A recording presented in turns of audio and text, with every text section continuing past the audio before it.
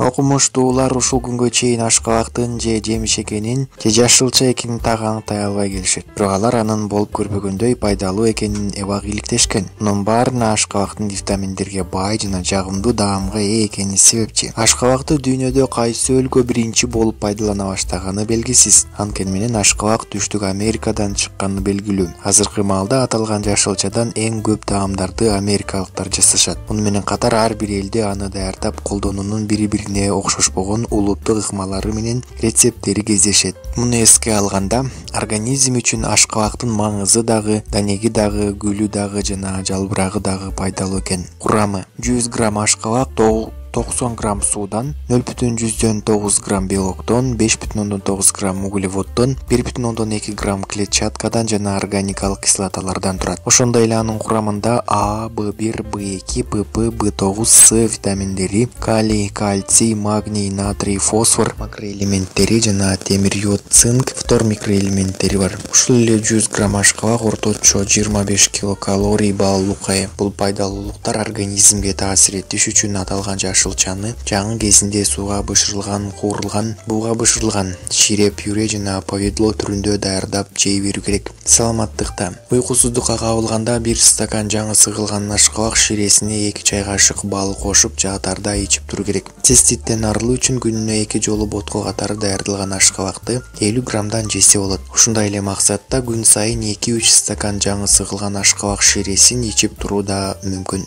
Ашкабактын семичкелерин көбүрөөк чагып жеген эркек кишинин потенциясы жакшырат. Маал-малы менен ашкабакты тамак катары даярдап жеп туруу аркылуу жүрөк кан тамыр ооруларынын алдын алууга болот. Ач карын ашкабактын семичкелерин чагып жеген шартта ичегидеги ар кыл курттар өлүп жоголот. Ашкабактан жасалган даамдар кандын курамындагы холестеринди кубалоого эгедер. Ашказан ичеги тутумунда көйгөйү барлар ашкабакты сууга бышырып жешсе болот, бирок бул гастрит жана ашказан жарасы үчүн эмес. Бул жашылча ич катууну дагы жөнгө салат. Ашкабактын семичкесиндеги А, Б, С витаминдери жүрөктүн иштешин жакшыртууга шарт түзөт. Ал үчүн аларды кооруп тазалап, бал менен аралаштырып, андан күнүгө эртең менен ачкарын 1 аш кашыктан жеп жүрүү керек. Зыяндуулугу: гастрит, ашказан жарасы жана кант диабети менен ооруп, бул дарттан жабыркап жүргөн адамдарга ашкабак жана ашкабактан жасалган даамдарды жегенге болбойт. Себеби аталган жашылча күчтүү кычкылдандыруучу сапатка ээ. Ал организмдин кычкыл чөйрөсүнүн тең салмактуулугун бузуп жиберет. Ошондой эле ашкабак семичкесин көп чагуу да зыян деп айтылат. Ал тиштин эмалын жабыркатат.